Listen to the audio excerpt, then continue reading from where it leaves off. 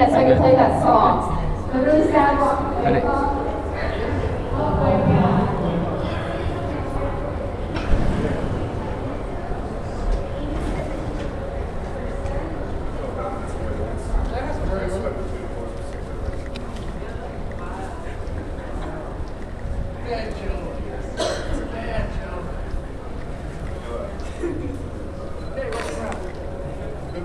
Thanks.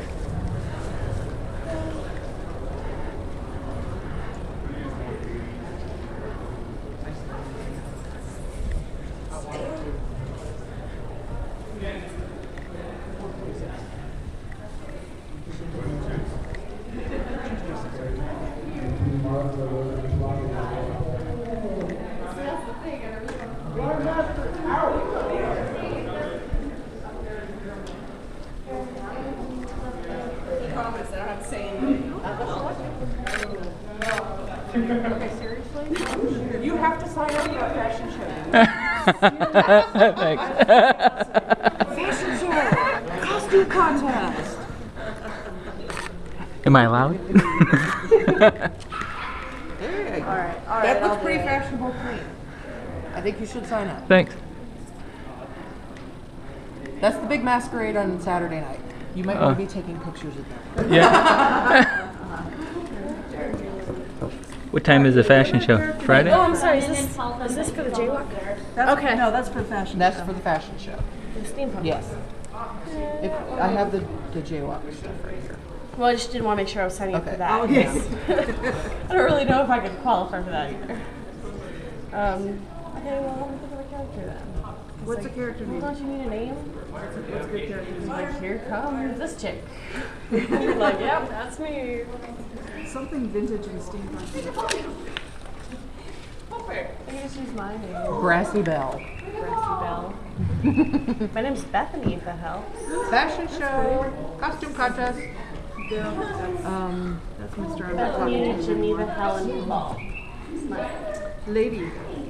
Lady Bethany. That's good. I guess I can just do that. Do I have to put a costume description? No. Okay. No, you don't have to. You can just say handmade, purchased on Etsy, whatever. Fashion show, costume contest. Fashion show, costume contest. Fashion show, costume contest. You know you want to sign up. Let's do it. No.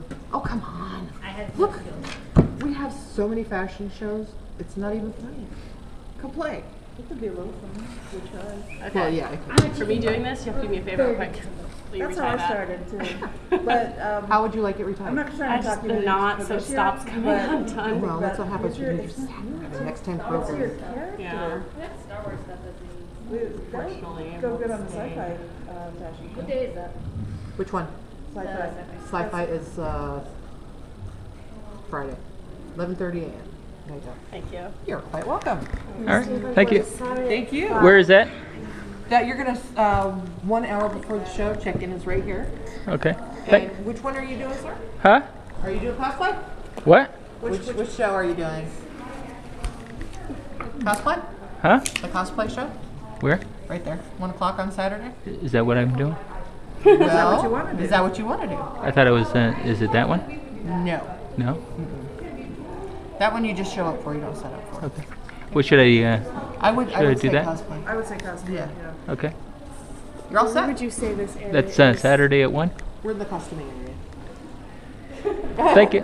It is literally a costume. It is literally the costuming department. So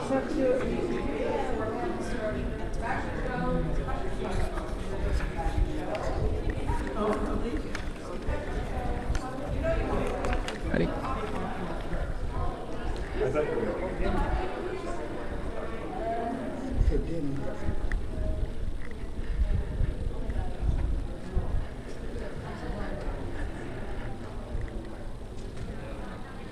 Just in case and if anyone wants to get up here and get a little closer, I'm sorry we couldn't get the projector set up and running.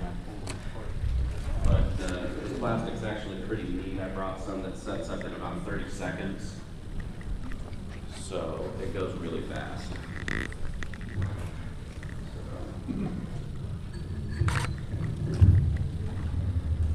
Now most of my urethanes are going to be 1-to-1 mix ratios.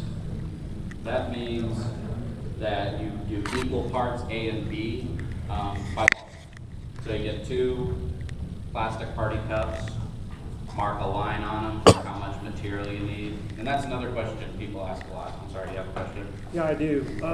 Some of the liquids that you mix are different densities, and when it says by volume or weight, It'll say right on the box which one you need to use. where it says volume and weight, and it doesn't weigh the same. So I'm like, well, which do I use, volume or weight? If they don't weigh the same, by rule of thumb, generally, if they're equal parts, which is a 1-to-1, it'll say right on the container, 1-to-1 mix ratio. If it's 1-to-1 and it says by volume or weight, and they're different weights, go by volume. You know, it's generally such a small percentage, and the material's forgiving enough to allow it, so they don't worry about getting too complicated. Oh, sure. Sorry. Next, if anybody wants to hop up, you can come on up and look. But basically, like it says, and paying attention and actually reading the directions is the key first step. Because I've been doing this for years, and I made this mold the other night, and I put down the bottle, and I'm like, that got thick a little too fast.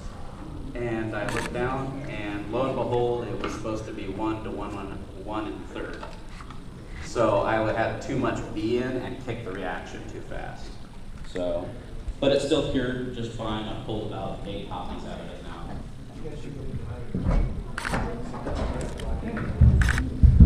Again, sorry about the projector if you have to, but best laid plans.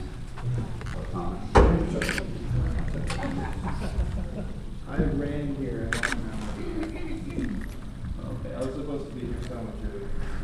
Now, generally, I would recommend that you use a nice level surface, especially when making the mold. So when you flip it upside down, it's really level. You know, especially if it's got like a large opening with that little triangle running around out here, makes a big difference. We're going to put just a little bit more.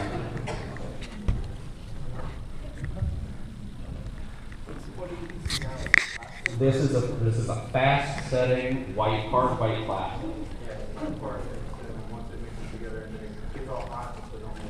Yeah.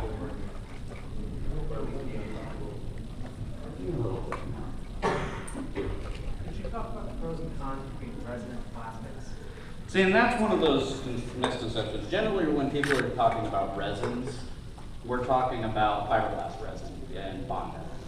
Okay, one of the biggest things, I refuse to use either of them and have for many, many years because there are alternatives that give you the same properties with half. God, those things stink. Your neighbors call the cops, they think you're cooking. It's literally happens. But it's a good experience. When I was living in an apartment, my neighbor thought I was cooking meth in the backyard. So I stopped using them altogether. The downside is most silicones, like our nicer platinum silicones, if they get anywhere near those resins, even after they're cured, the silicone won't cure. It won't get thick. It just halts the chemical reaction. It's what we call inhibition. Okay, so, and at our shop now I carry the same types of resins and gel coats in epoxy form, which is safe to work with everything. I made a piece, a full human torso of a pregnant girl just last week without even bothering with my respirator.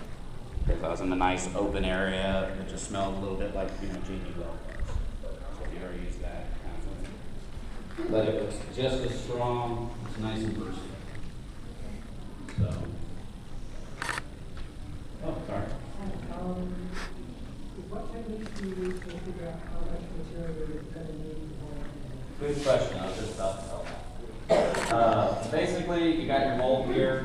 There's 2 ways to do it, and the easiest way is to pour water in this.